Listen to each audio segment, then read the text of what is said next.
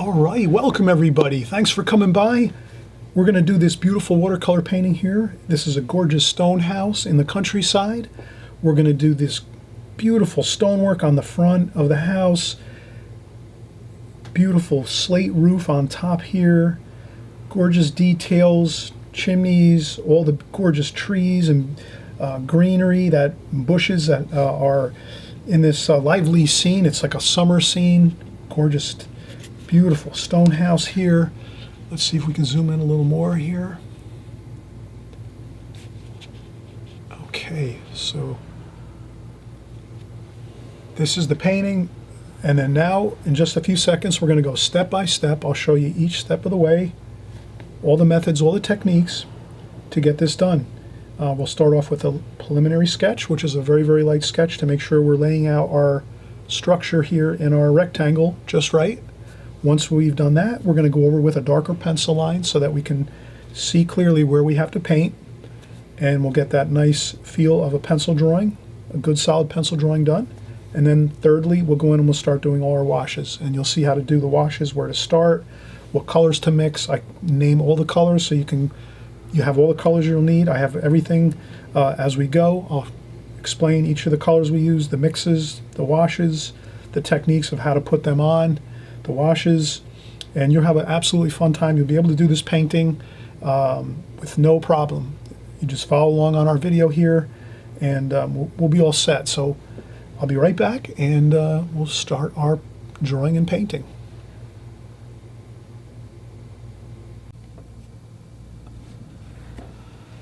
Okay, so we just looked at the finished painting, and we're just getting back started again, and this is just a lot of fun. We're going to do a quick scene of just a house, a beautiful house out in the countryside, a nice stone house. We'll have some nice greenery. It'll be like summertime, kind of like that summer feel for the painting.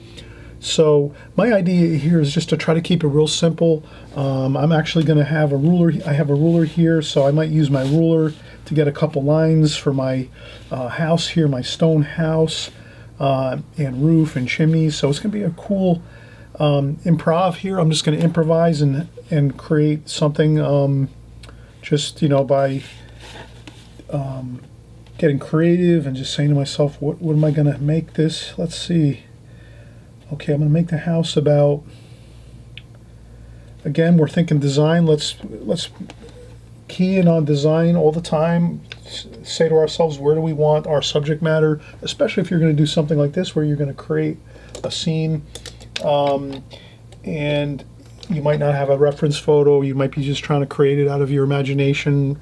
You're just having fun doing, it's fun to just sometimes create something, not worry about having to use a photo, or you can just draw from your experience. Maybe it's a house you used to live in, or it could be maybe a house that you used to go on vacation to, or something like that. You can draw from your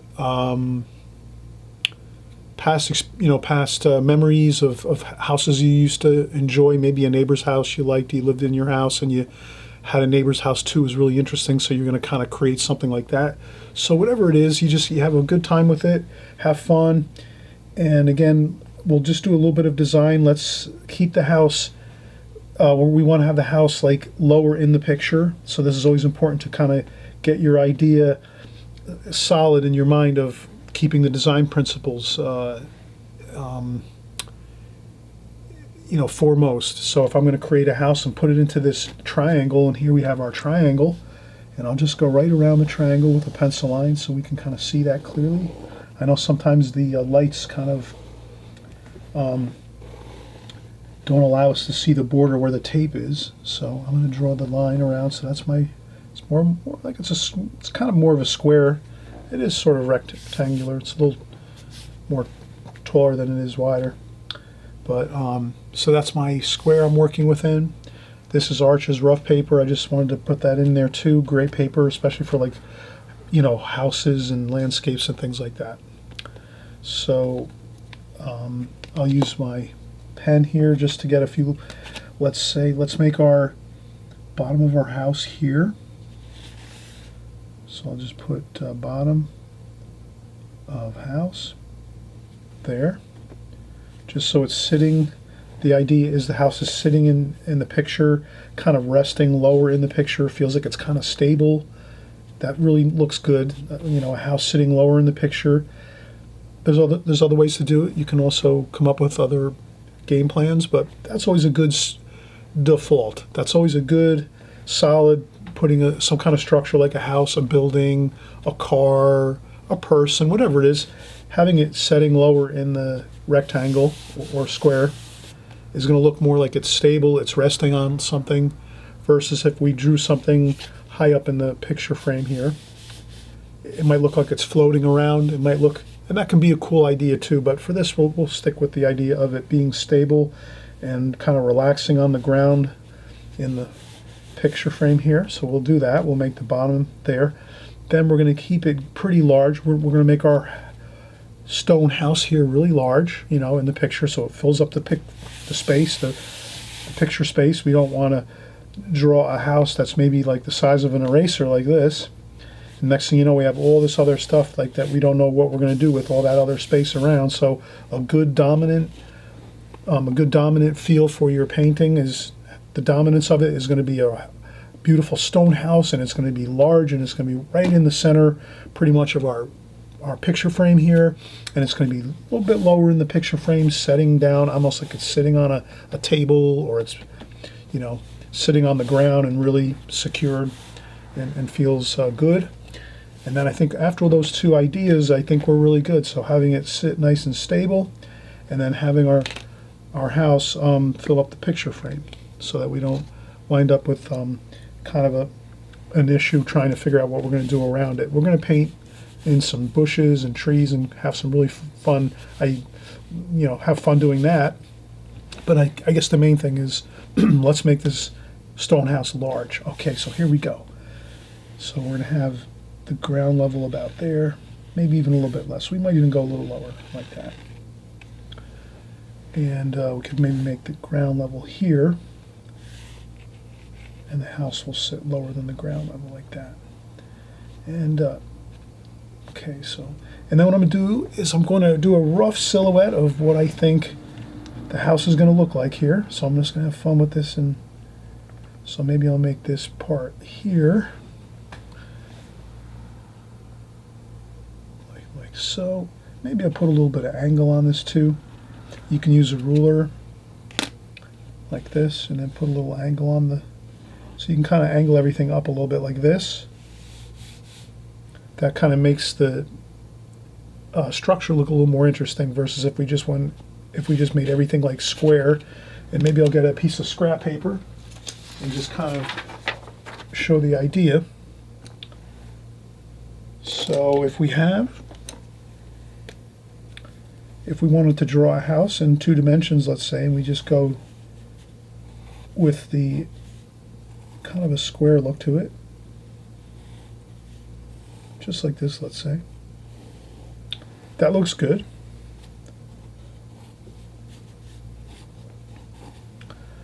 Now, we could do something a little more interesting, is put a little bit of angle on it. So maybe it just looks a little bit like that.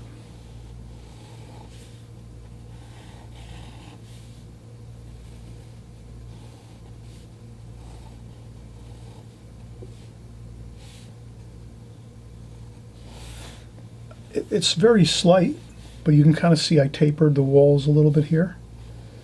You might not have to do it all that much. Maybe that's a little bit too extreme, but I wanted to show you the example of kind of maybe putting a little bit of a angle to the picture, to the structure, just so it kind of feels like maybe it's tall and it's going up in the air, and kind of it feels like it's maybe taller than it seems. So that's a little idea. I'm going to try to use that idea of maybe just tapering the walls ever so slightly. So instead of a complete 100% accurate square like so, I put a little bit of taper on the walls, and it might look good. We will see. So let's keep moving on here. And again, I'm going to start off with a very light pencil drawing, like a silhouette of the structure maybe. And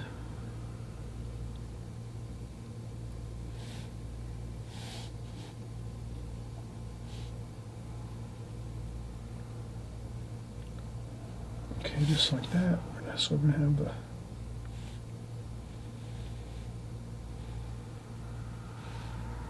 just going to do a silhouette.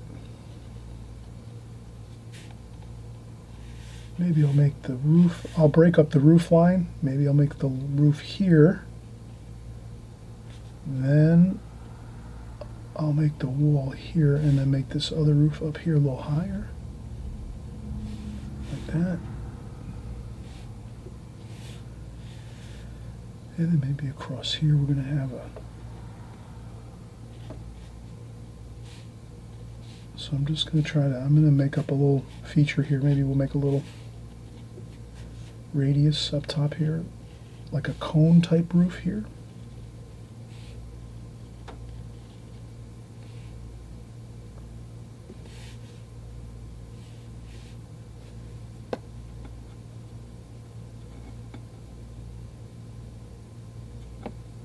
Yeah, I think that looks good. And then another chimney over here. So I guess I broke up the roof a little bit so that it's not just straight across. We'll make it a little more interesting. And again, you can see I'm tapering this out a little bit, like that. And we'll have some bushes over here. So, and then we'll have this here's going to go straight down like that maybe. Kind of designing my own house here. I would like to live in this. This would be kind of cool. And this is going to be a door in here. And we'll have a window over here.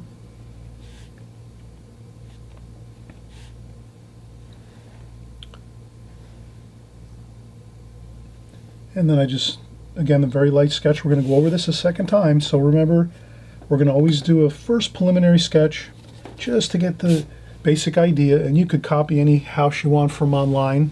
So you can go onto the internet and find any kind of style house you'd like to draw and put into your painting, and you can use all the same techniques. This is a stone house, so you're going to kind of see how we're going to do the stone effect on the front. But this is my rendition of something interesting, but you can obviously create your own ideas, and that's fine. You can use photos for references or magazines, articles, whatever. And then we'll just maybe put a window in here.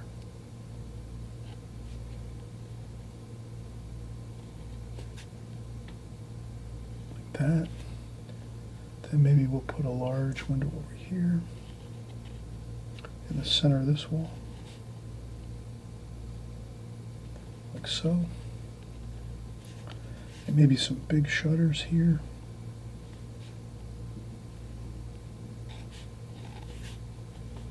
Like that, and then some more. We're going to have some bushes over here. Maybe some more over there. Some steps there. Okay, so good. We got a good looking stone house here. Maybe another feature over here or two.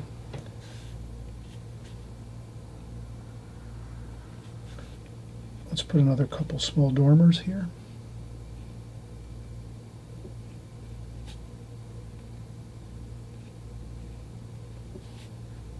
Couple interesting dormers, maybe with some conical roof features there, like so.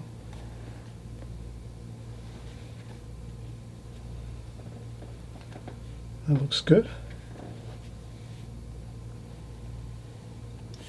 Stone chimneys here. Let's put some chimney pots on these.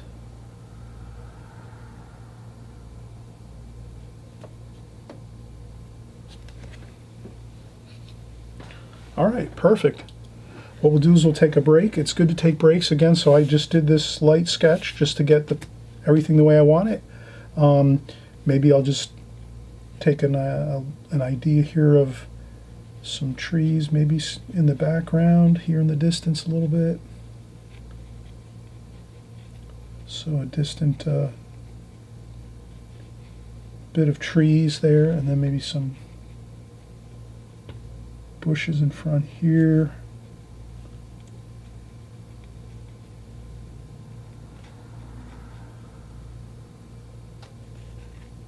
We'll have maybe a pathway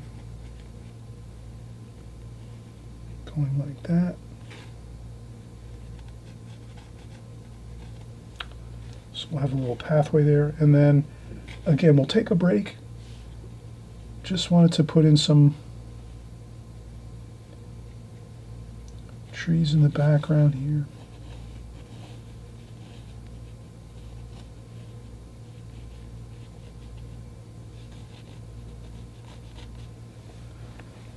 And we'll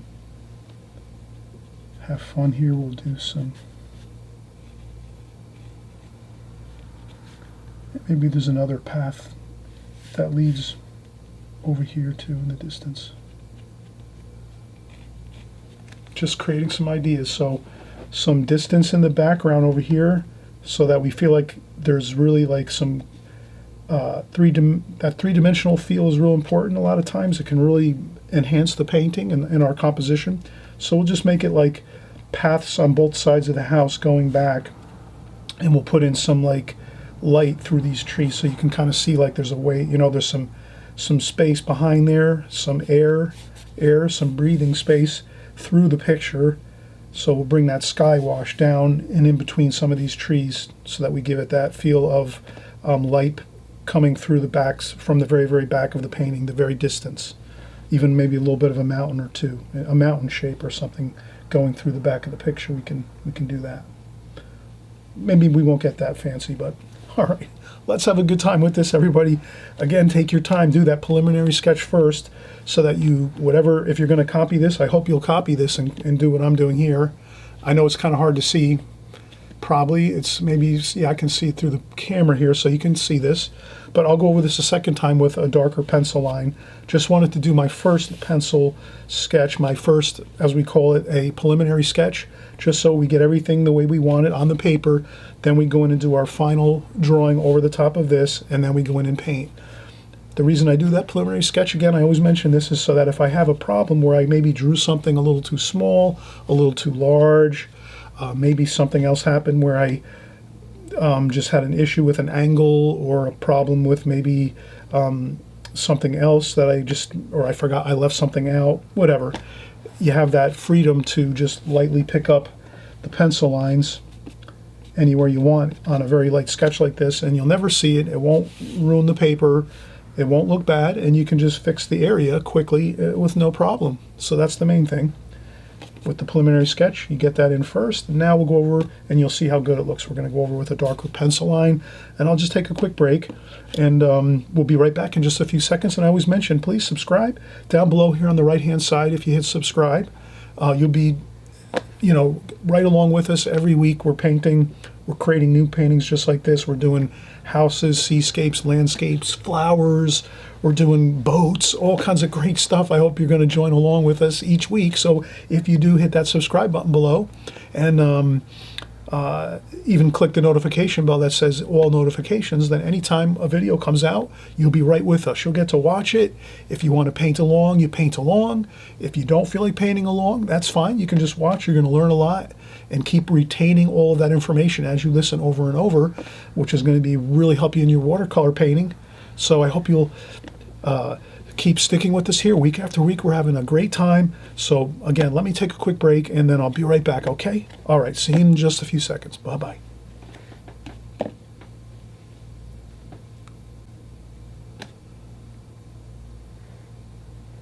Hey, we're back, and let's get started. We're doing our contour drawing now. We're going over the top of our preliminary sketch. So we just talked about the reasons for the preliminary sketch, and there's a lot of great reasons for that. Let's always practice that, get that in there before you go with your final contour drawing. So let's start out here. Obviously, I'm kind of just working with my own creative idea of a stone house here. So I'll just trace over, though. I'll just go over these lines one more time, and I'm going to start right down here. I'm going to go over here, And even maybe let's make some, there's a little bit of maybe some ivy over here. Some little bit of ivy up here. It's an interesting stone house here, and a slate roof, a cool, interesting slate roof. And I'll try to go here next, try to stay close by to where I started. And this is going to kind of blend in there, so I don't have to worry about that too much. Put a little bit of roundness to it. And we're going to do this.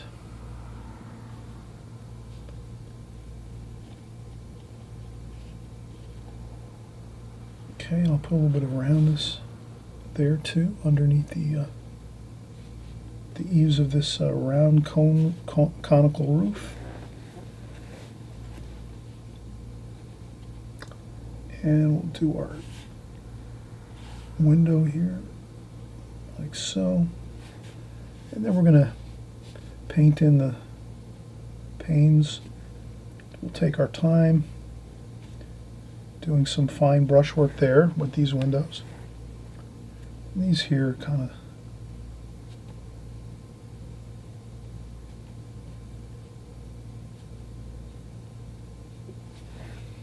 there we go. And then maybe we'll put some fancy trim under here too, maybe.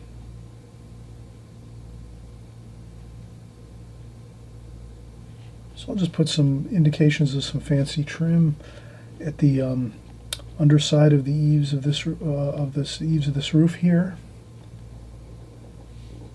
And I'll come up here too, and I don't want to make this completely square, so or straight. We'll put some waviness to that roof. Have fun with your drawing, and again, it's really your drawing is so much fun when you actually you're kind of using your contour drawing underneath. I mean, your preliminary drawing underneath. It's more relaxing and fun because you already have down that general idea of things first. And now when I'm doing my darker pencil lines here, you can see I'm just kind of going through it, nice pace. I have a rhythm to my drawing now. Whereas if I was trying to draw this only one time, the issue with that is it kind of loses that flow. So if you can imagine your contour drawing over the top of a preliminary drawing, you're going to get that nice flow. You're going to be flowing, going quicker. There'll be a rhythm to your drawing, and that'll show through your pencil lines, and that'll actually look really great. It actually does enhance the look of the drawing and the overall subject matter that you're creating. So that's always an important thing to remember. You know, not everyone's style is the same. I realize maybe, you know, some people like more accurate drawings and things, and that's fine. I just kind of share what I do, and you can add, you know, you can take some of the things I share and use it in your artwork, or if you like to do things differently, that's fine too. I encourage everybody to find your own voice in your artwork. So you know, you need to find what you think is good and makes sense to you, and that's fine. Everyone's not the same. And I'll just do these panes kind of quickly here, and I'll do the same thing.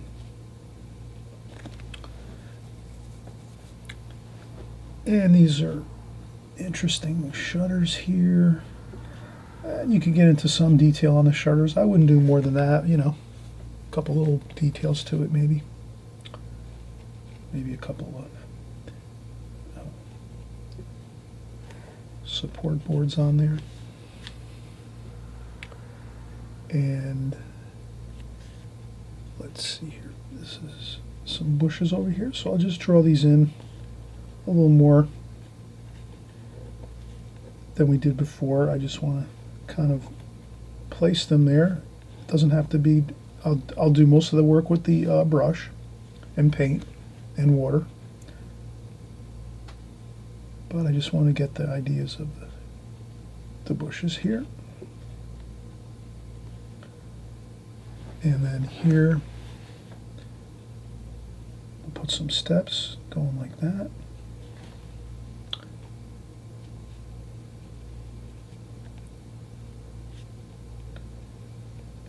door, maybe a couple more steps there.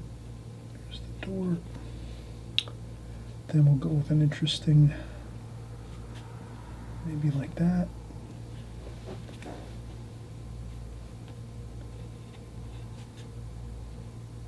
And you can space out the panes the way you'd like.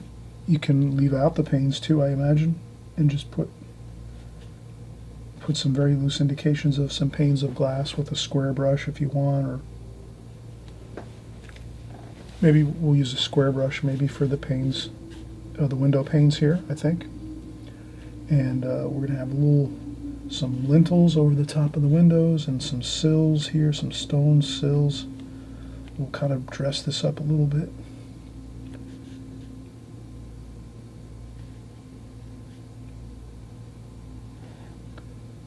And then maybe over here we'll do some stonework. I think we'll leave that the way that is. Maybe just some. We won't get too fancy with the stonework, drawing in each individual stone. I think I'm gonna leave it just more loose and fun. You could get more fancy. Let's maybe do some coins here.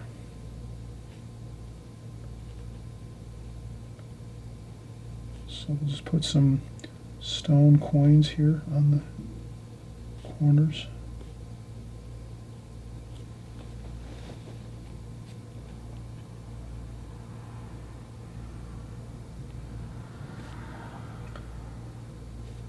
So these would just be maybe like limestone coin corners, they call them.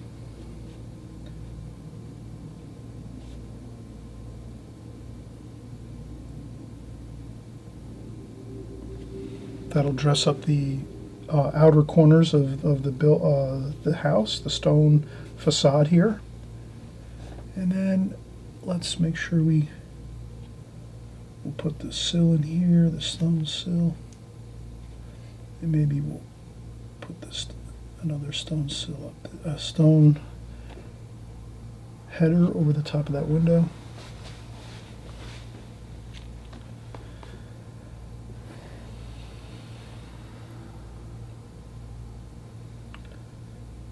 And I think that's good. So the architecture really is complete. It's just, stonework with coin corners, stone headers, and stone sills that I just drew in for fun. The key thing with that is making sure that your stone headers and your stone sills go beyond the edge of the windows, because that's something that really will make it look really very, very true to life and very realistic. So if you just make a note of that your headers and your stone sills are going to go beyond the frame of the window, and that's all you have to worry about on that. And the shutters, we made these large, right? So these shutters could cover these windows actually if we close them over. And what else? The chimneys look good. We could put some, well, we're just going to paint, we're going to have a fun time creating some stonework on this house with our paints and everything. You're going to see how much fun and easy it is actually. And then maybe we'll put just a little point weather vane up there. And what else can we do? Well, we can get this in here. Let's get our distant bushes and trees over here.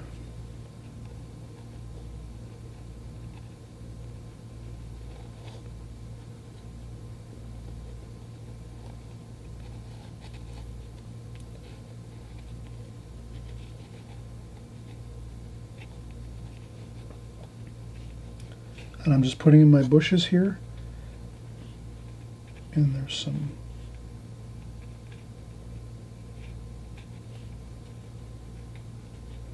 I'm just trying to get that feel of the bushes kind of like flowing in here, and then we have a path here. We'll make this like a stone path going back here. Like so. So you see I'll put that stone path about to that point there. So maybe an inch up from the bottom of this house. That'll be like where the horizon line is for the ground level back here. And then I'll just transfer that over across the painting. Doesn't have to be perfectly exact, but it would be good to do. So I'll take another ruler here and I'll just kind of make sure I get that the same, approximately, so that my ground level horizon line in the back is about the same here all the way across to here too. Once we have that, and we do some more work on that just to get the trees a little more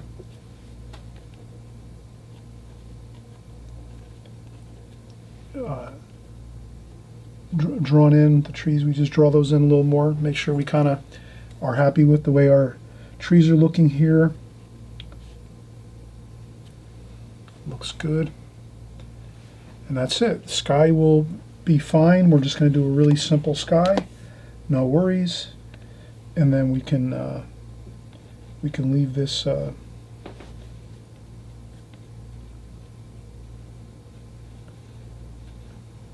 we can do that. We can make the stone path coming out like so. And then maybe over here we'll have another like that. There we go. So we have a stone path over here. And maybe over here we'll leave that just grass over here. So we'll leave this grass over here. Stone path over here. A stone path that goes around and then goes into the distance. And you'll see this is going to look really beautiful once we paint it, so that now we're really going to have some fun. So get our brushes. We're going to get our brushes ready, our paint ready. My paint's ready. I'll just usually give it a little spritzer with our spritzer bottle. And then we're going to start painting next, but I just want to take another break because we did a lot of work here, and that's what I always like to do, is kind of refresh, have a little cup of coffee or something, a glass of water, some iced tea. Take a seat, have a seat. I stand when I do my YouTube videos here, so I like to sit down in a chair, maybe put on YouTube, watch a cool video or something like that, and that's about it. And then I'll come back in like 10 minutes when I'm ready to come back, and we'll finish this up. It'll take a couple. We'll probably do this in 3 more segments, so we'll probably take 3 segments to finish this painting here on the stone house. The first thing we'll go in is do the darks. We'll do the windows, some of the darks, and we'll make the windows pretty dark, a dark wash, like our French ultramarine blue, burnt umber, burnt sienna, right there. These top 3, those are really great. We'll add a little green into that maybe, because we have a lot of green trees, and it's the summertime here in this picture. So if we're just thinking of that, ooh, it's a nice summertime painting. So we're going to put lots of greens into the painting, trees and bushes and plants and shrubs. It's going to be a real interesting, gorgeous summer scene here with this stone house. And then our stonework, we're going to do some raw umber and the yellow ochre and some more burnt umber and burnt siennas with that. And then some cerulean blue. And then once we have those colors working for us, we'll also add in some reds, of course, too. Some alizarin crimson. Then when we start getting into the sky colors, probably our cerulean blue and cobalt blue. And we'll also mix in a little bit of the cerulean blue into our stonework to mix up some nice warms and cools with our stonework, even though it'll be predominantly warmer colors, but we will add in some cool to it, kind of harmonize the whole painting with our color scheme, repeat all of our colors everywhere on the whole painting. That it makes a nice pleasing composition in painting. So again, I'll take a quick break and I'll come right back.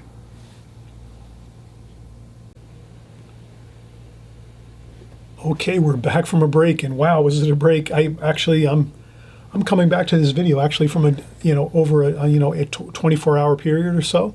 So I had lots of time to relax, and I'm just getting started again here, and we're just going to get going here on this painting.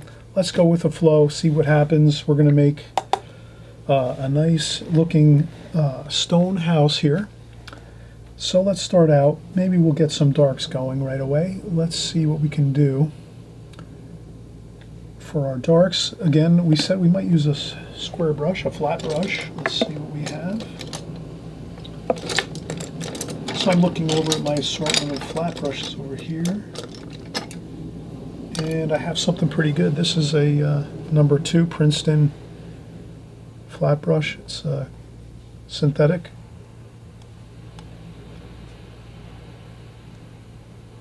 That's maybe like 1/8 of an inch. So I'll wet the brush. We'll get our darks started here. Burnt umber, French ultramarine blue, burnt sienna, maybe a little bit of sap green. Let's make sure we get some good darks though. French ultramarine blue, burnt umber, burnt sienna. There we go.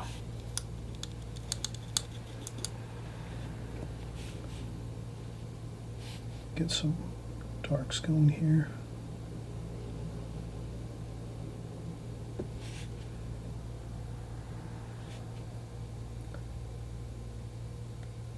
And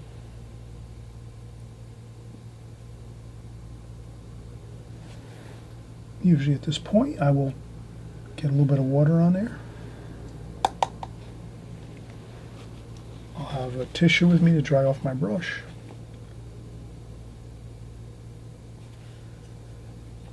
I like to just let the watercolor have some freedom to do what it's going to do.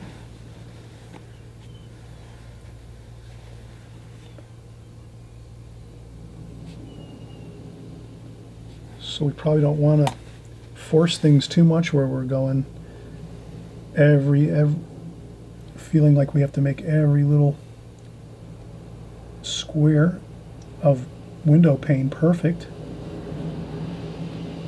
Let's just do it.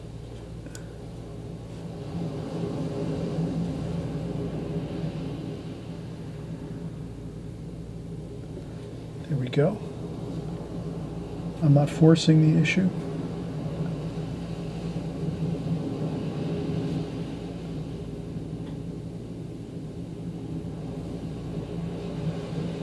Under here, I'm going to put a shadow underneath the header.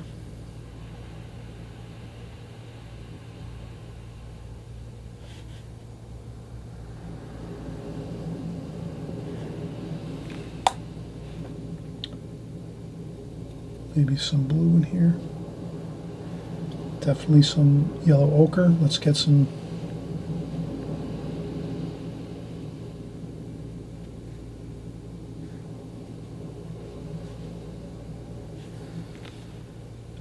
So I'm just trying to get some yellow ochre, some green, some of those green colors. We have lots of trees around here. So the window panes pick up the the greenery around the trees, the bushes. So let's make sure we consider that as we go. And there we go. This is a little more in shadow, and there's some bushes over here. So we have some ivy over here by the doorway. I think I'll leave this.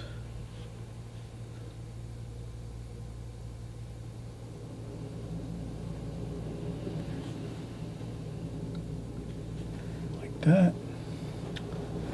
So see, we're getting in our darks here. That's the first thing we want to establish in our painting is the darks. This is alla prima technique, method. So this is where we get in the darks first, and then we just continue to work the darks, and then the medium tones we'll focus on next after that, and then the lights are last. The really, really light lights are last. So that would be the sky. The sky is going to be a light sky, like a light bluish color. So we're just going to take our time here, get our darks in. So there we've got our really strong, powerful darks in here. And it's looking wonderful.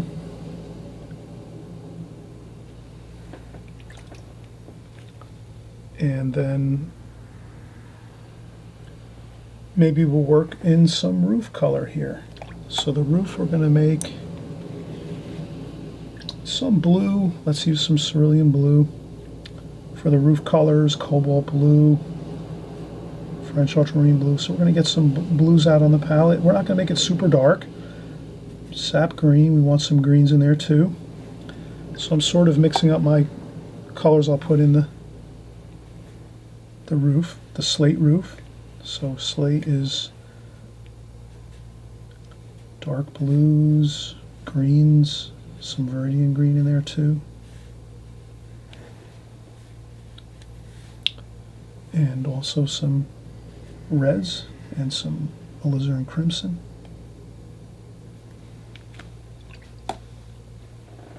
And let's see what we can do here with our roof.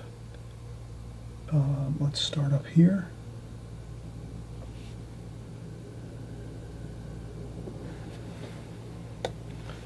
And that's all. We just work from our colors here. You just see how I mixed out my colors, the ones that I wanted to use. Very simple. When you're doing alla prima method, you have a little more time. You're not worried about glazing and doing like washes and then hurrying up and getting to the next wash. Here, glazing technique, you take your time. You take your time, you lay out your colors on your palette first. The roof's a little bit lighter. We're not making the roof too dark, so we're putting out some middle tones, middle tonal values. And again, we're just going to go with our blues. So we're going to use a mix of French ultramarine, cobalt blue. Let's even use some purple in there too.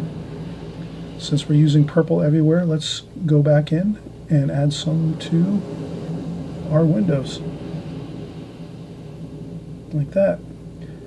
So again, I'm going to use some purple. Let me add that in now.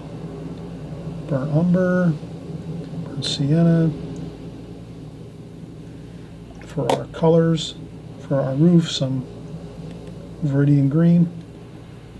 And it's, you know, a really fun time that we're doing this. We're having a fun time, and we're just creating our roof colors. Roof, this is again a beautiful slate roof. So slate roofs are usually, slate is more or less blue and green with some reds in there too. You could probably find slate roofs that are maybe more red than blue and green, but I think most of the time it's going to be the blue and the greens. But again, and then I'll go with a little dark under here like that, just to kind of blend that. And again, notice we're not taking forever to do this. We're just getting in those washes. Already, look at that. We've got the right-hand side over here completed. And then maybe we'll take some darks and we'll make a little bit of darks there. And let's continue on. Slate roof. A little splash or two.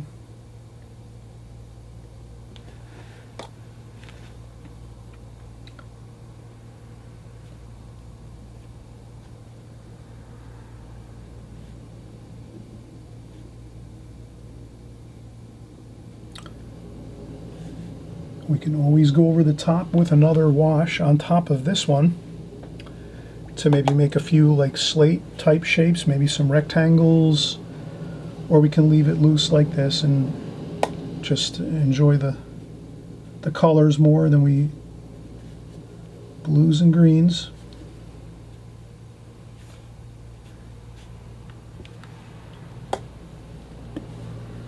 More blue than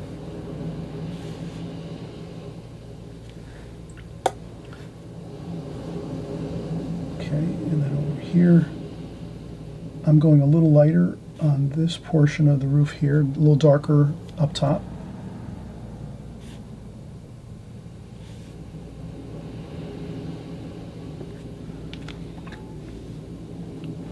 And then I'm going to go over here and do some raw umber, burnt umber, cerulean blue. A little bit of alizarin crimson. Just want to get some chimney colors over here, chimney colors going.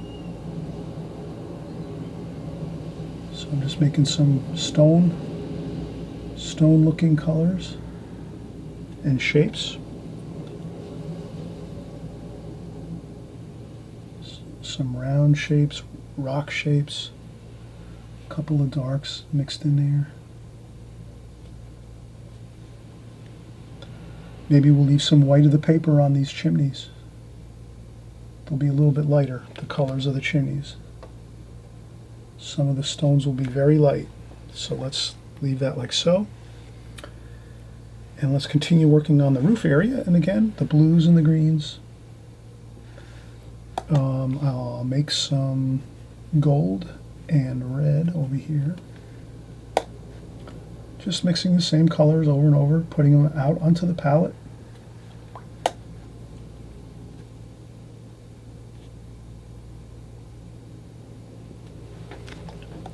Look at that, how fun is that? We're just mixing colors in our palette and then just putting them down on the paper. What you're seeing happening here, you might think it's wow, it's really, this looks really fancy, or it's really very technical, or it's not really. It's just like we're doing is we're getting a lot of different colors that we're using, and they're not really different. Let's say like once we start, we know we're going to go with our blues, cobalt, cerulean, French ultramarine, some purple along with that too. That's our majority of the color. Then we add in just a little bit of that alizarin crimson and some yellow ochre for a little warm variation, and that's all you have. And then you just put that on the paper and let all the paper do the work. The paper does the work here. The paint and the paper and the water and the colors do the work for you. You don't have to really stress or worry, as long as you're just mixing the colors, getting them on there.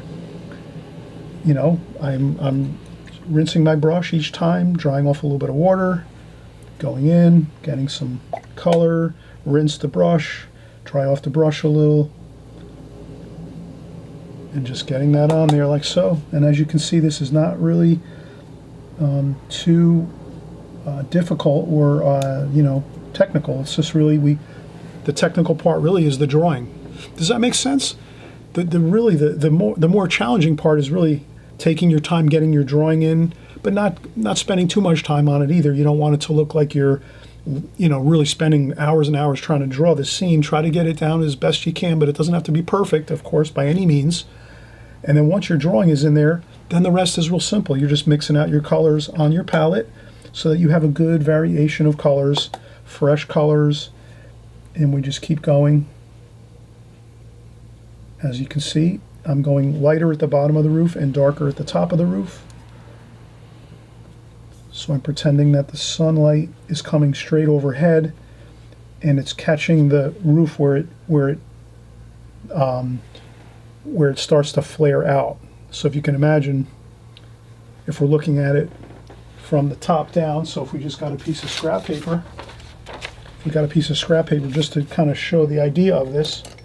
So we have a piece of scrap paper. Let's say the roof looks like this from the top. So if we were flying over the roof in a plane and we were looking down and we saw the roof and it looked like this, and maybe that was the back of the roof, and here's the chimneys.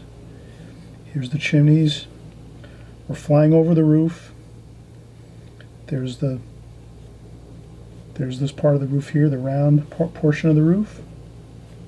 And there's a couple other round. It's darker here.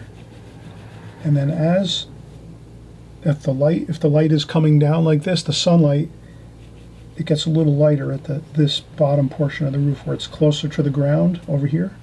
And it's a little bit darker up here.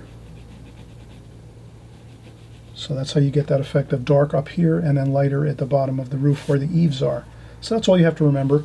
And the same thing happens over here if you were to turn the building, or if you were to walk around the back of the building or the back of the house, you would kind of see the same thing. It's lighter down here and it gets darker up towards the top of the roof, like that.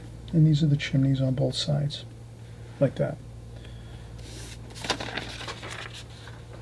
That just explains the light pattern for this. And again, I'll try to splash on some colors, more colors. We'll get some purples and greens. And I'm going around the cones, the conical features of those roofs there. And again, I want to continue. Burnt sienna, French ultramarine blue, burnt umber a little bit, greens, sap green. That's a little darker.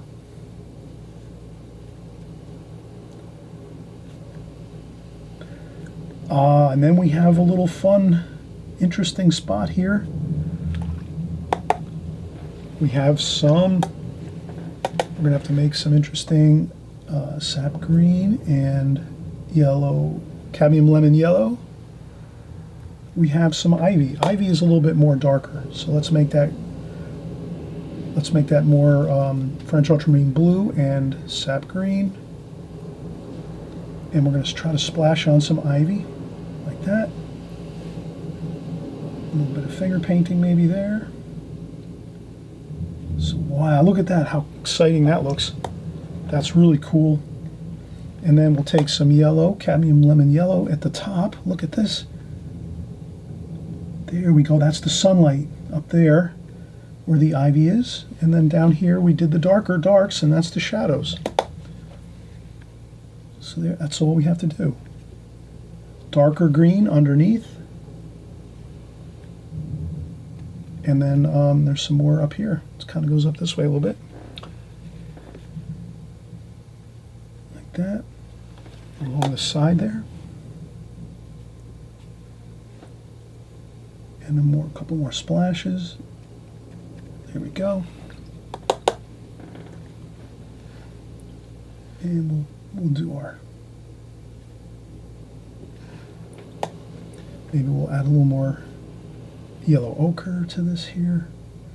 Just maybe to make this stand out a little bit, so that kind of looks a little bit.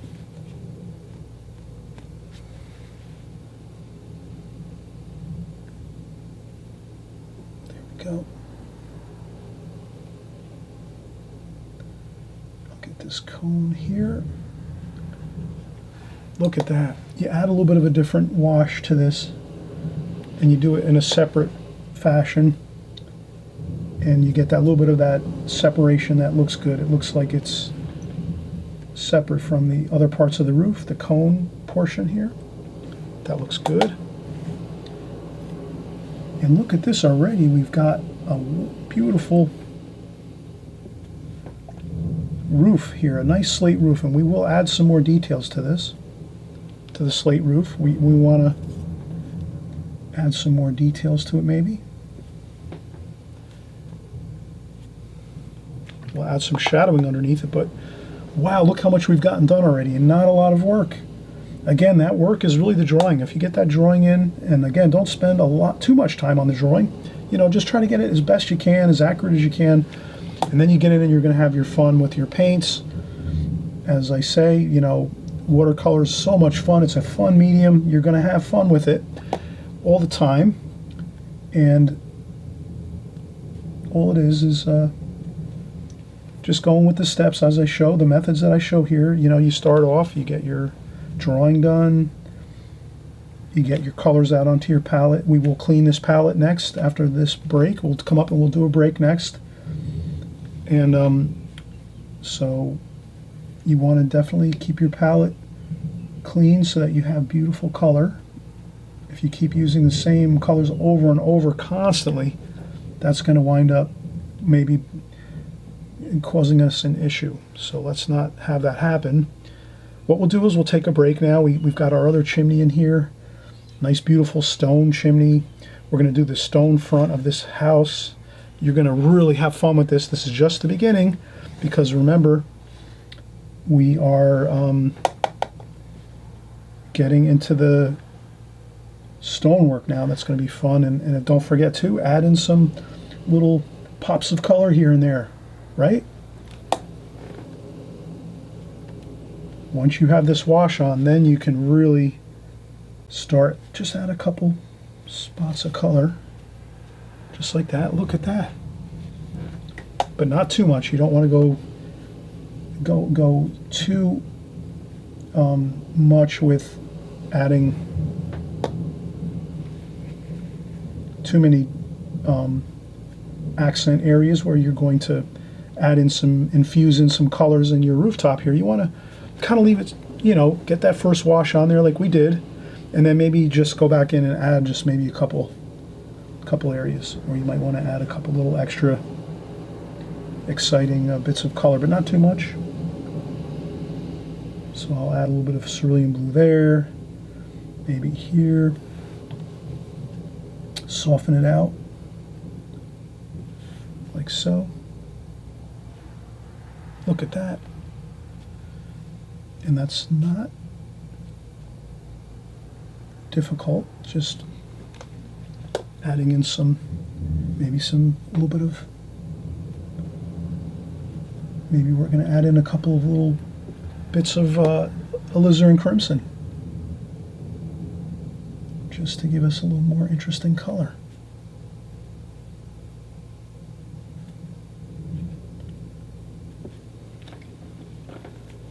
It'll blend in, it'll soften up and lighten up a little bit. Always remember, watercolor paint goes on more intense and darker when you put it on the paper, but once it dries, it dries a lot lighter and it dries less intense. So don't worry about it. If you're watching me here and you're saying, oh, he just ruined it because he put that alizarin crimson in there, you'll notice once we come back after the break, you're going to see that that alizarin crimson actually is softened in there and blended in nice. And that's really the fun of watercolor, is once you kind of get to know it and you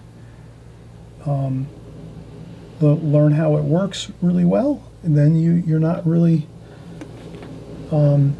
surprised. You know, you kind of, you know what's going to happen with the watercolors when you're working on them.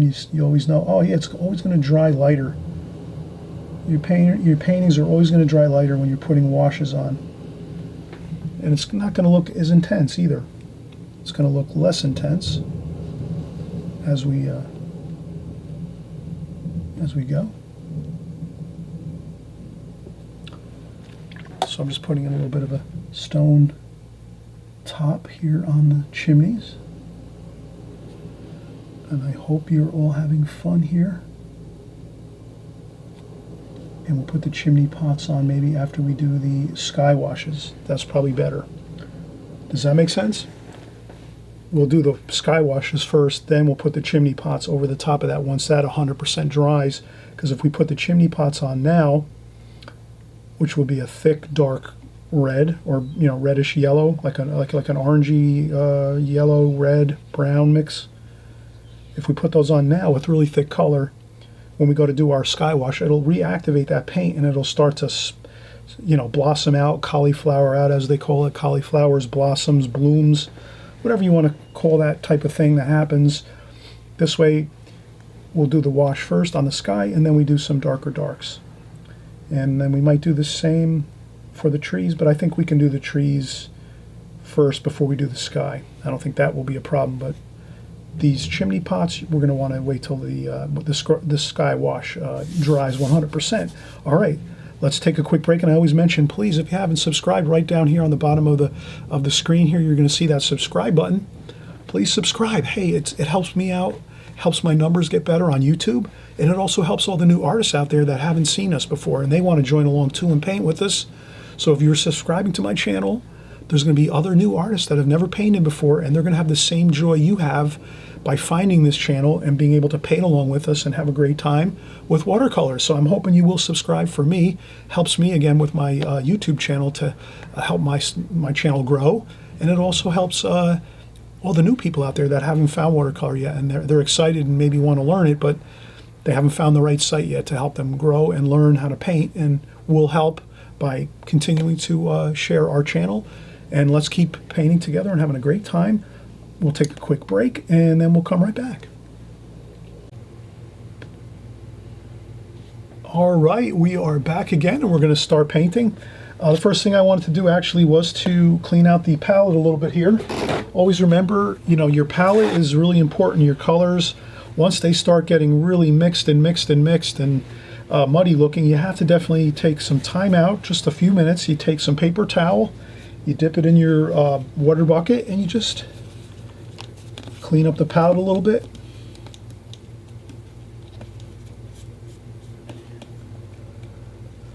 like that. And then I just, I use the paper towels to conserve a little bit. I use the paper towels that you can tear into halves, and then I tear it another time in half, like that, and then I leave them on the side over here. And then when I'm doing my cleanups, I just use, you know, a quarter of a paper towel. Saves and conserves a little.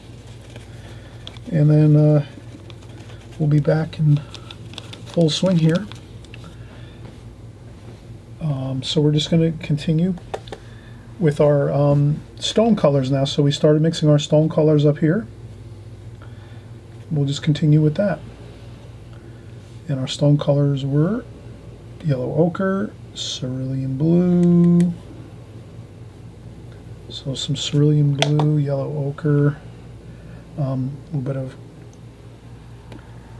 alizarin crimson, maybe some French ultramarine blue too, some darker bluish colors, some burnt umber, raw umber, a little bit of purple too.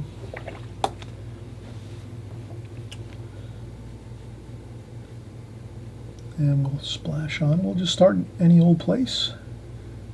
There you go.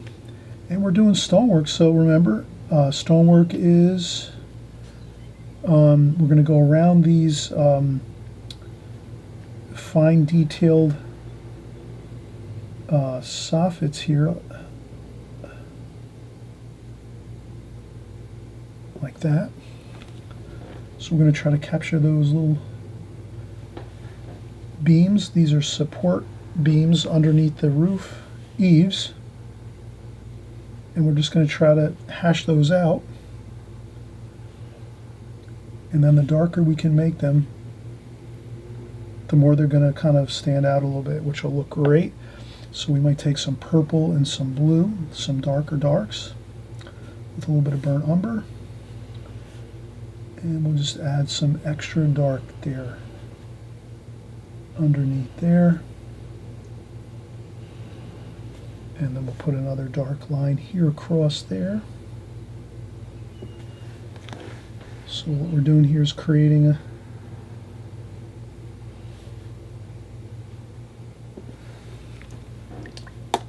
little bit of a board underneath the eaves of the roof here, and some trim. That's some beams actually that support the eaves of the roof. I'm going to splash and then just work the colors. But here what I'm going to do is, you can see I'm going to leave the stone sill like that underneath with a shadow. Same here, a shadow under there. And if I do it once, let's do it everywhere, so we remember to do that. So we do that. We do another one over here on the bottom of that windowsill.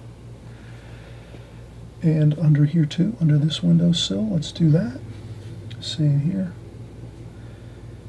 And then we did those, and let's do a little dark under there, like so. And then there, you see how that's quick and easy. That's an easy way to remember to get in your shadows quickly and effectively. Is if you see like, oh, I notice I got to do a shadow under this sill, then all of a sudden that should click into your mind. Let me do the rest of them so I don't forget any of them. And there we go. We start out, because we can do these first and then just let them be. We don't have to worry about doing them at any specific time. Just at the time we notice we have to do them, let's do them all. There we go. See? 1, 2, bottom of the sills, the window sills. Then up on the headers, underneath the window headers. Underneath here, the conical roof features. A couple more darks here and there. And then up here we have to do it too. A little bit of a dark under there. And there we have it. Look at that. And another maybe dark up here, like so, like that. Perfect. And I think that's pretty good. And then again, we're going to continue on, and this is the fun part, just doing some circular patterns for your stone. Some dots, some splashes, some circular patterns, maybe a couple rectangular patterns, Leave some white paper. Actually, leave a lot of white paper on the facade here. Leave a lot of white paper.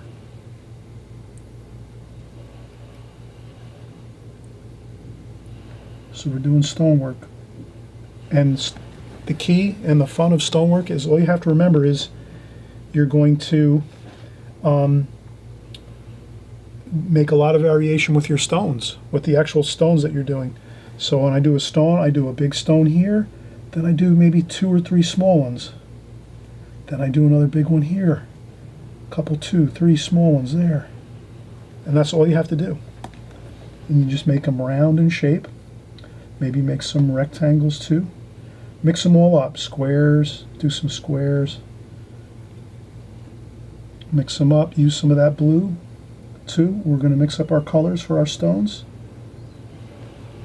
Cerulean blue. Add some cerulean into the colors.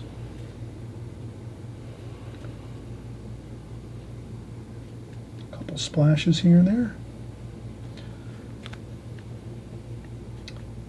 Then we are going to go around our coin corners.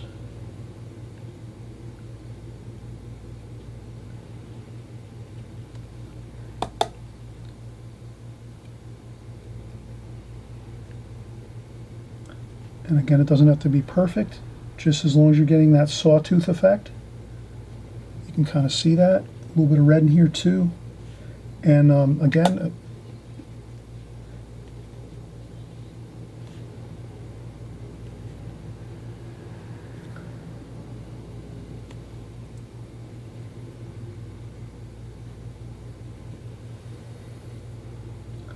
some greens in there too. We want some greens in our stone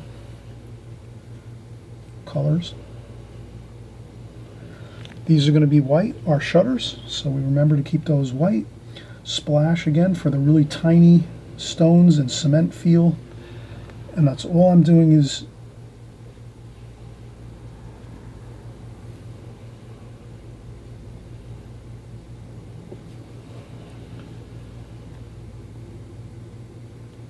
there we go.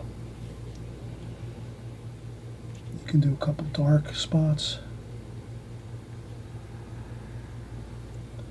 That gives you a feeling of interesting there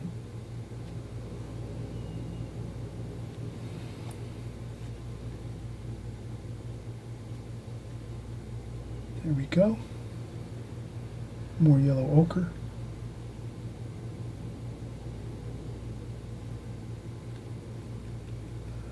A couple more splashes. You can see I use splashes. Yellow ochre. You can make some blocks of light too. I mean some blocks of medium tone. Remember, it's going to dry lighter. You can also blot up a couple spots if you find that you're not happy with the texture or something like that. You can always blot up a couple spots like that. That's fine too.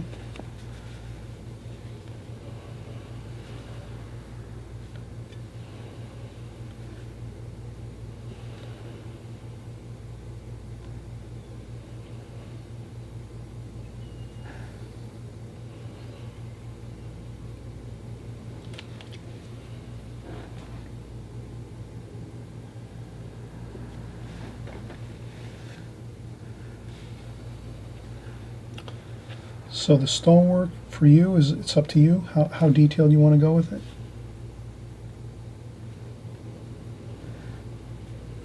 We're just going to keep working on over here too.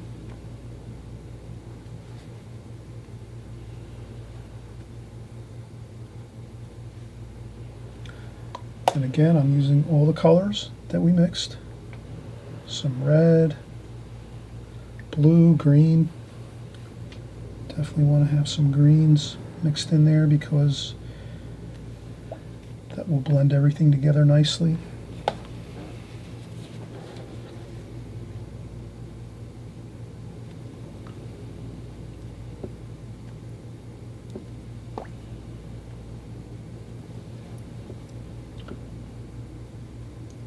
And again,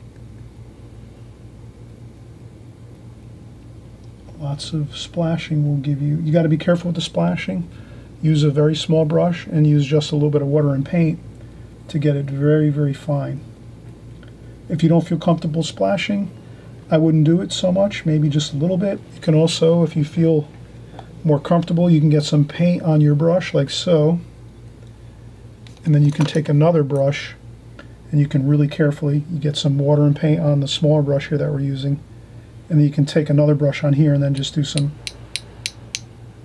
and if you do that, it's less chance you're going to have splashing going all over the rest of the paper. So this is a nice little method to splash without losing control of it and going everywhere. You can take your smaller brush, load it up with some paint and water, the color of the stone, like so, hold it close to the paper, and you take another brush and just tap on it.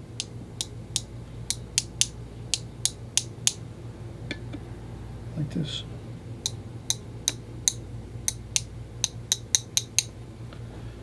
And that's just a little bit of a more accurate way of splashing if you want to get your splashes more accurate. And again, we're going to do some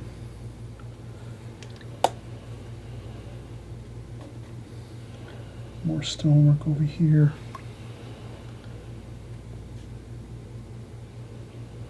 I'll make it darker up there, some purple. Maybe a little bit of cobalt blue, just a little darker up there.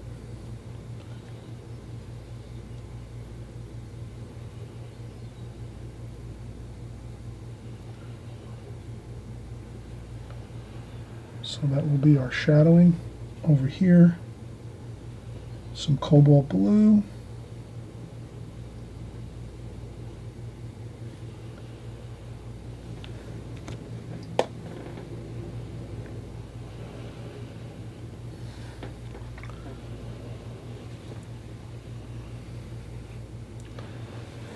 A little bit, a little more cobalt blue over here, shadow under there.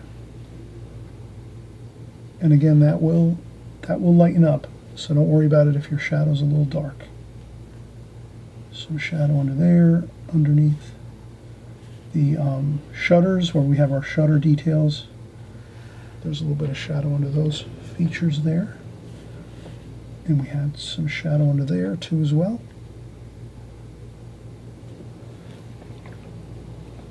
Okay. And we'll separate this a little bit from the shutters.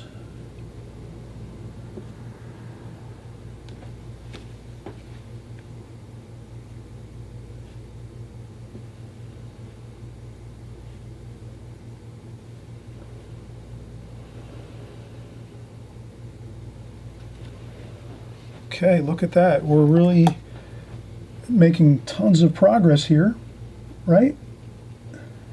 Are you getting a lot of this progress back at home where you are? I'm hoping you are. I'm hoping you're really having a fun time and really enjoying this and seeing that it's really, you're just having a lot of fun with the paints and the colors.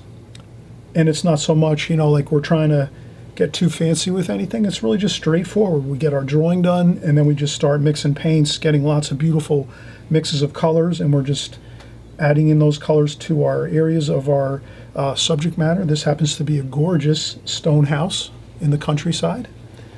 And, I can just envision some, really enjoyable times here. Maybe a party with some guests and a little bit of wine and beer and having a fun time, barbecuing in the back of our gorgeous house here and just having a fun time. And summertime, time to be festive and have a good time. And I think that's good. I don't want to go too much more. I think we have a really good balance of colors, textures. We can keep adding more colors. We could do that. We could add a little bit of cadmium lemon yellow for some warm sunshine color.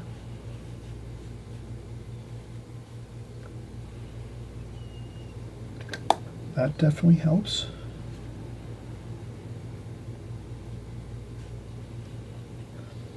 Put a little bit up here in the roof. There we go.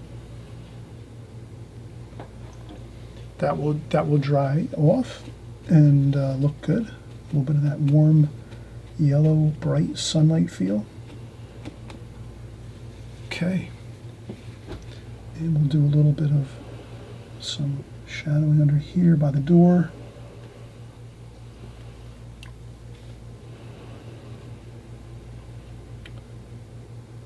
There's some more shadowing around the door there. We can add in a little bit of white, titanium white, with some splashes to make a little more ivy type feel over here. So right now I think we're looking fine. Maybe our stone steps here. Let's just a couple lines like so for our steps. We can go in and just mix our greens right in here. Sap green, olive green, a little bit of yellow ochre. And I'm not going to go to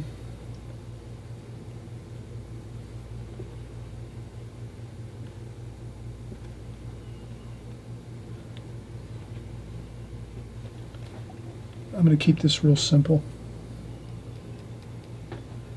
I'll splash in some of my bushes here. A little bit of sap green and a little cadmium lemon yellow.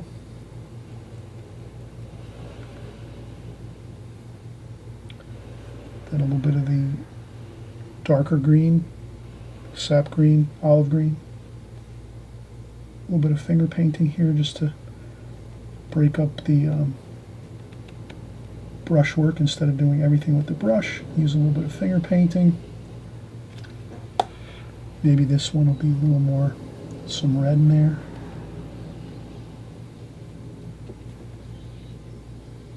And again, let me mix in some of that red everywhere.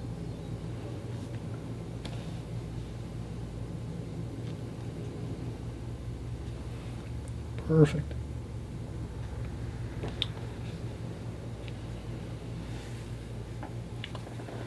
Okay. We're coming along really well. Let's start our trees and bushes over here. I'm going to go to a larger brush. I'll go with a number 6. So you can see it's about twice as thick. So this is a number 6 and this is a number 4, a number 4 and a number 6. So I'm just upsizing a little bit. Same thing, watercolor brush. Let's see what we can do here. Let's get some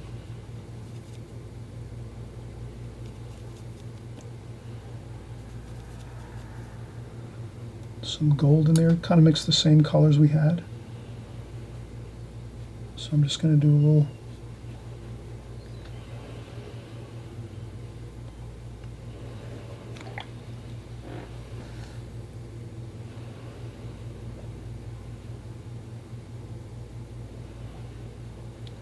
splashes like that.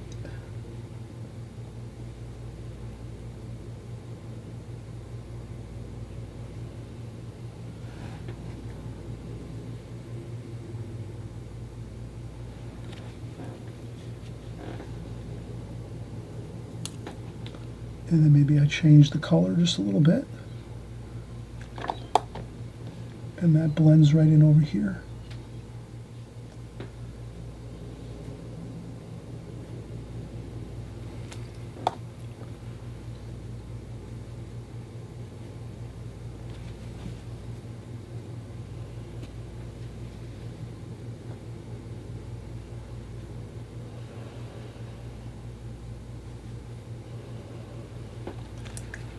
And I let that blend into the roof a little bit.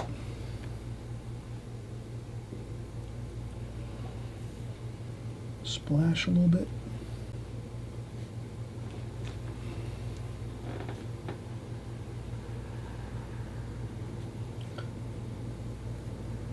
A little bit of dark blue here for the shadowing underneath the tree. Maybe there's some shadows under there.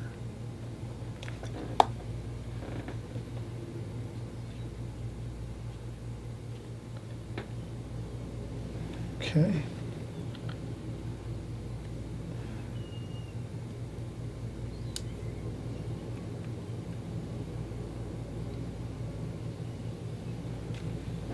Okay, so we have some trees over here.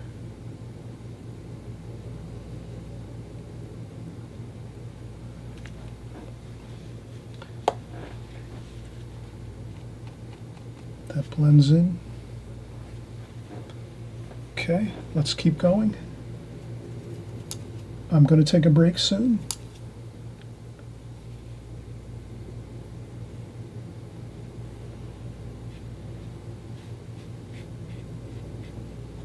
There we go. That's a little better. I kind of felt like I was a little bit, you know, kind of squished in here. That's why I didn't get a good brush work. You know, sometimes I feel like if I have more open paper, I have more room to do more, you know, be more free with my brush, and kind of over here I kind of felt squished in here. Let me do that.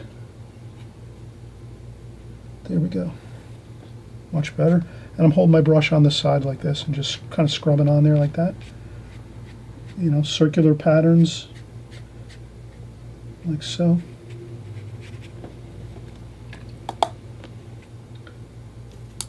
Then we can add in some brighter greens.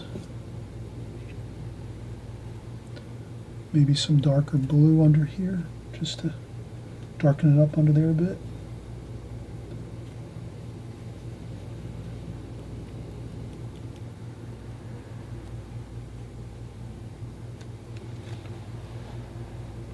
Then you can add in some more darker darks, French ultramarine blue, burnt umber.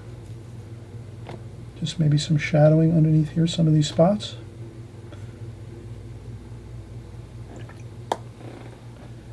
Let them blend in.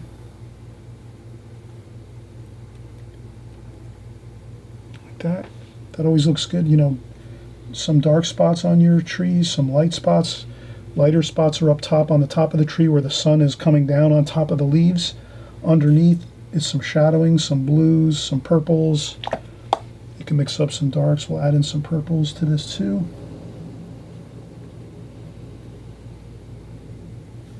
That always looks good.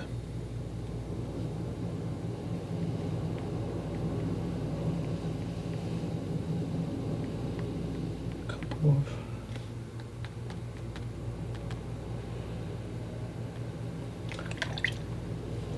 let me just blot up a little bit if you add the wrong color or in the wrong place, no big deal.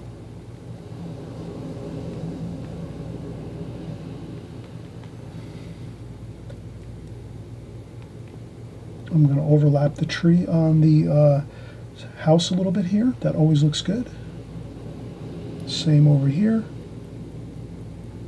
A little bit of green over here. Touch of raw umber to that. Touch more of water just to, so I can splash it on.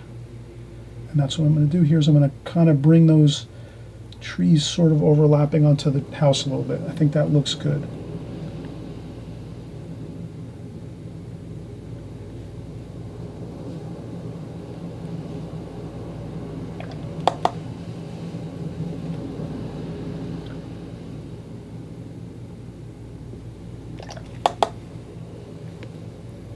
A little bit of blue.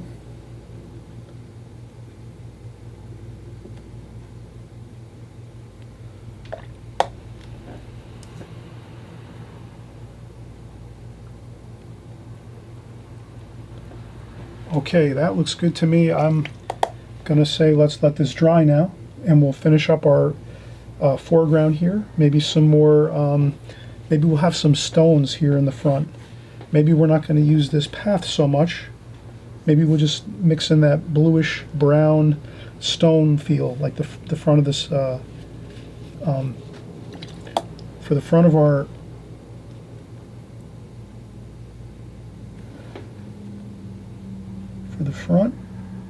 stone house.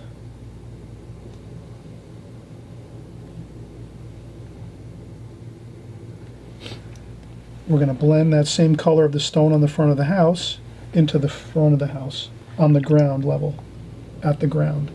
So I'm going to take a break. We'll come back. We'll clean up the palette a little bit.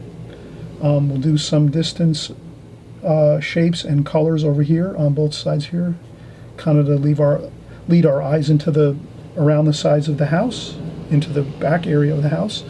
And then once we have that completed, we're going to get our sky wash in and we'll be all completed. So you can see how this painting is a lot of fun. And again, not too much technical stuff. It's just really having fun with the paint, the washes, splashing, you know, coming up with some texture, some good colors, good color mixes, good textures. Our trees here look pretty good too, kind of abstract. They don't look too, you know, formal looking or anything like that, or, you know, they look just very loose. And that looks kind of really nice in this type of a painting where you have all that stonework and the way that we painted the house. So you want the trees to match your house. If you do a lot of splashing in your stone house, you're going to want to do a good amount of splashing in your trees too. That'll blend all together. It'll all match, so to speak, and blend and harmonize. So let's keep that in mind. And with that, let us come back in just 5 or 10 minutes and we can finish up.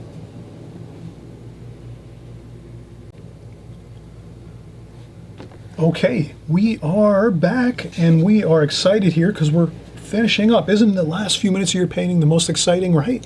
When you're doing those final details, you had a good time doing your painting. You see that it came out really well for yourself. You know, everyone out there, you know, when you ask yourself the question, you know, as you're painting, is this coming out good? Is this looking okay?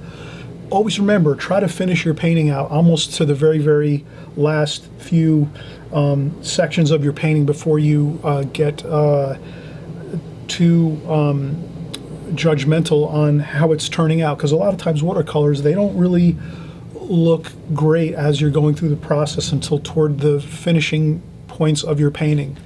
I've heard many great professional artists say that, and it's very true, and I always thought that to myself as well. That, you know, a lot of times when I was painting, especially in the beginning when I first started watercolor painting, and I know I'm going on a little bit of a rant here, but I want you to actually have this information too. I want you to feel encouraged and not get stressed and worried over your paintings too soon. Sometimes, I admit, all of us, we all sometimes do a painting where you kind of like sense from the beginning it's not going well. Maybe for some reason you're trying to do too many paintings in one day, or you're just tired. Maybe you had like a long day at work, or just a lot of things you were doing during the day and you were distracted, and then you start doing a painting and it starts to look not so great, and you kind of have that feeling. I get that too. We all have that. There is sometimes when you just scrap it and you say, all right, I'm just going to put this paper to the side and start another one, or wait till the next day to start another one. So we all have those times, but there's other times too when you just need to keep working your painting, keep going through it. Most times you just need to just keep working and finish the painting out. And even if maybe one section didn't come out good, maybe the other sections look okay and you learned a few things as you were working through it. So what I'm saying is, please don't get discouraged on your paintings if you're starting out and it looks something doesn't go right, or you smudge something or whatever, or what have you. Just keep working through it. You'll always learn something if you just keep painting and not worry about it. If you just keep painting and working on your painting, finish it all out, and then you say, oh, okay, this one's not so great, no big deal. And then you start another one, you know, the next day or a couple of days, whatever, however, you know, ever often you do paint. And I know many of you paint a lot, and that's great. You're getting much better. And then also too, if you get stressed and you're tired of it, take a week off and just watch nothing but YouTube videos. You could go back in my archives and watch those.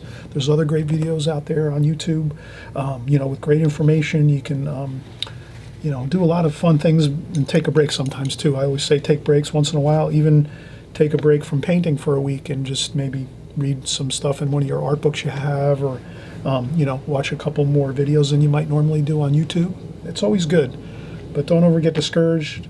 If you feel tired and some of the paintings are not turning out great, you just take a quick break for a week and then come back at it again. That's it. That's what I did. And you just keep working at it, and you'll be just getting better and better every time you create a new painting. So here, again, we were just talking about it, the fun time of the watercolor painting. We're finishing up here. Everything turned out good so far. We're going to do some simple finishing touches. We're going to do some burnt sienna and some raw umber and a little bit of blue. And we'll do our chimney pots up here.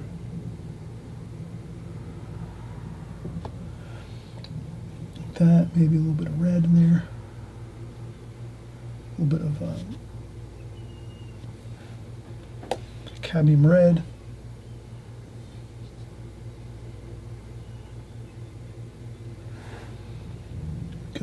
So I'm just adding in some cadmium red to my chimney pots there. And this one over here. Maybe a little bit of orange.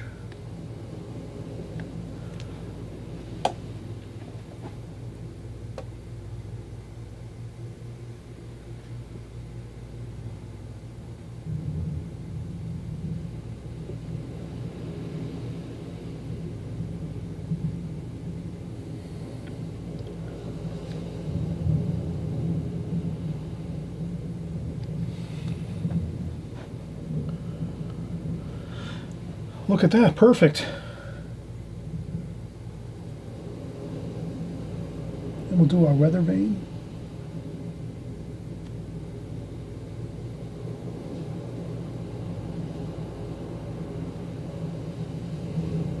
Okay. And what else are we going to do here? Okay, I noticed I'd like to take some titanium white. So I take my titanium white tube. That's trying to speak here clearly, and I'm tired. But here we go. We mix in a little bit of yellow ochre into our titanium white.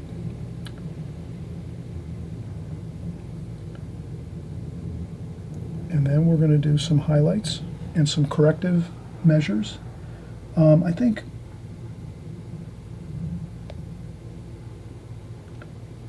I'd like to make those more subtle, those boards here.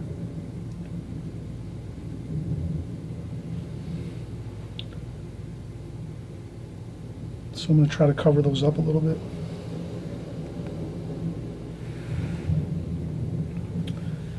And then maybe a highlight here, just on top of this, maybe. I will need a little bit of water.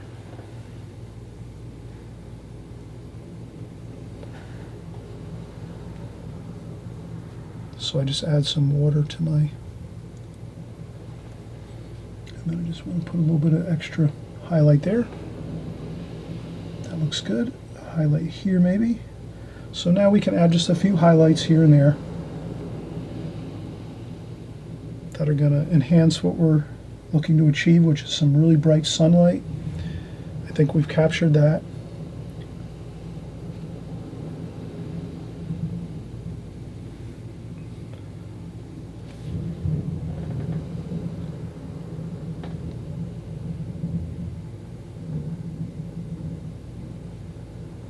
So a couple of spots here and there.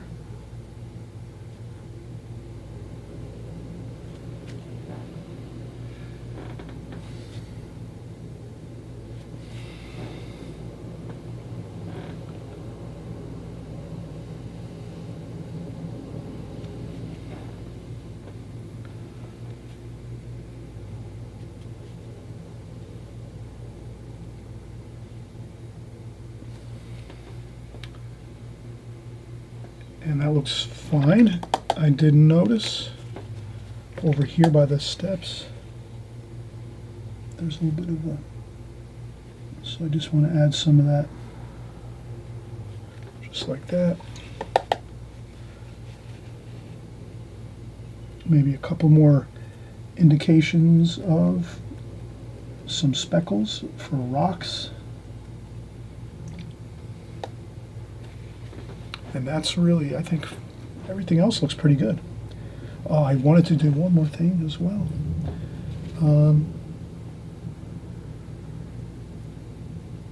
I just want to do a little more of the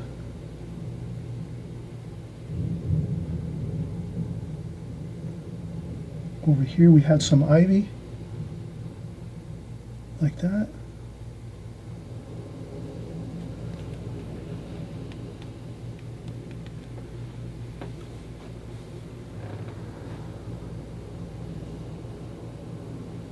We could recapture some of these.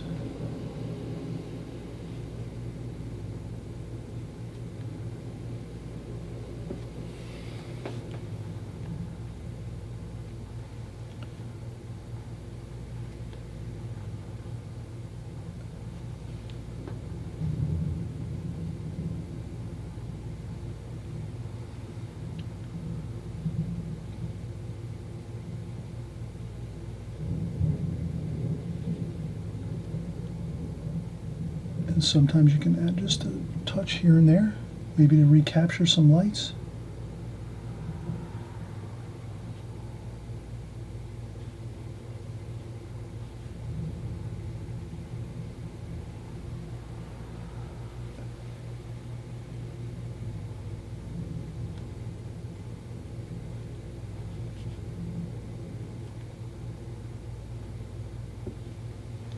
That's all. So all you need is a very, very pointy, sharp point brush.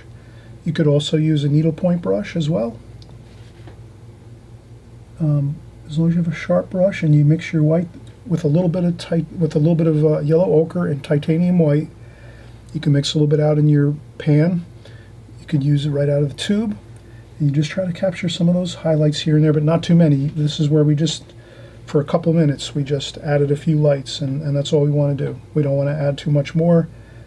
That'll tend to lose the effect of that little bit of light bouncing off certain things. Like so here, I could maybe do this. But then again too, if I keep doing that, you'll see that it tends to kind of become too much. It tends to become a problem. So that's where I'm going back in and lifting out what I did, because I noticed it doesn't look so great. And that's there. And I noticed here, don't be afraid to go in and just touch up a few spots. No big deal. Green, raw umber, just a couple of the colors we were using, yellow ochre. As long as you get it somewhat close, dry off a little bit off the brush. I just wanted to get this line over here a little better along this side here.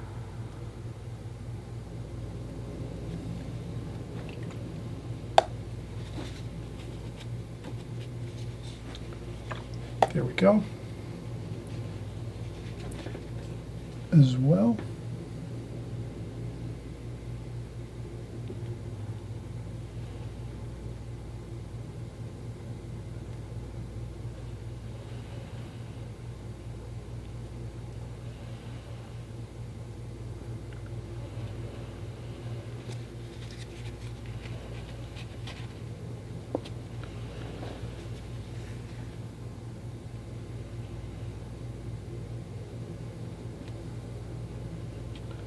That's all.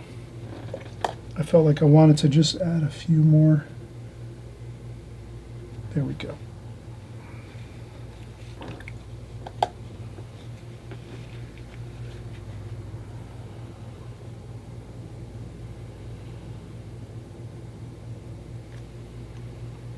And a couple more splashes over here.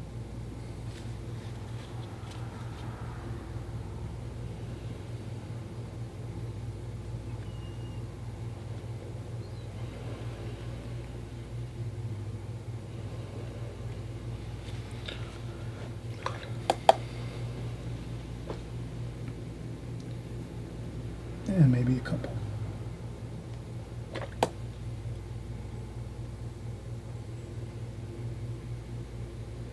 of bushes back there, just to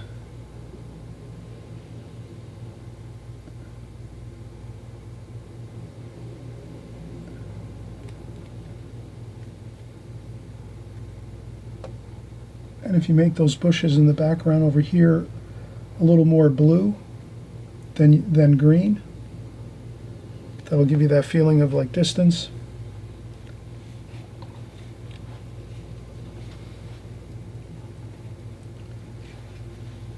And then if you need to, I think this is going to really look good.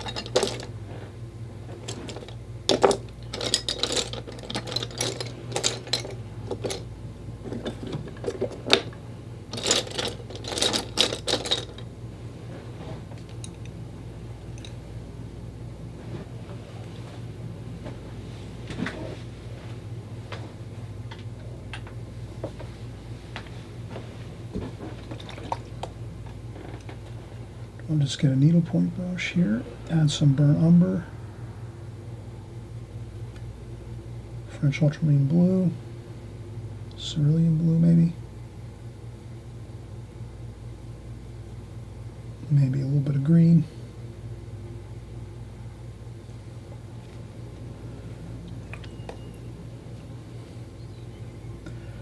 And we can just do some branches and things and twigs back here.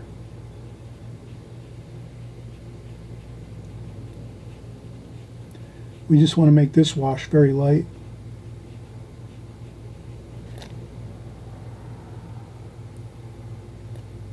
For the branches and things back here.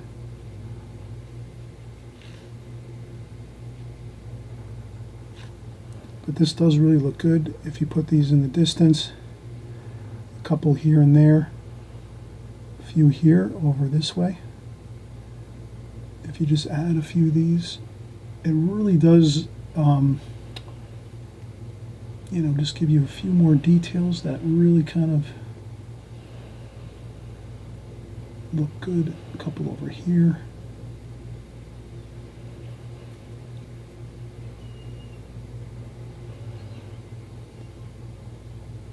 And not too many, just a few here and there. Maybe even in here looks good. It brings a little more realism to the bushes and the trees and things.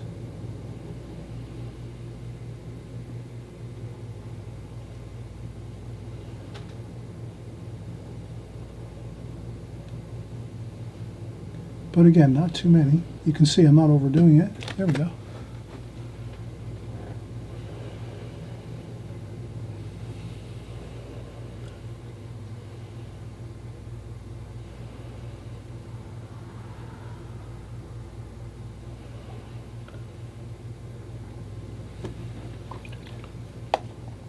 Okay. We had a fun time here. Thanks so much for coming by. I appreciate it very much. We'll come back and we'll do another video very soon. We'll create something beautiful in watercolor. We'll cover everything, all the steps, all the methods, everything you need to get it done. And again, this is a great medium. Watercolor is a phenomenal medium. Please stick with it. Keep having fun. Keep following the steps. Keep watching our videos, coming back week after week. And you'll be learning and growing, and glad that you're joining along with us here to paint and create beautiful watercolors. Okay, so we'll see you on the next video.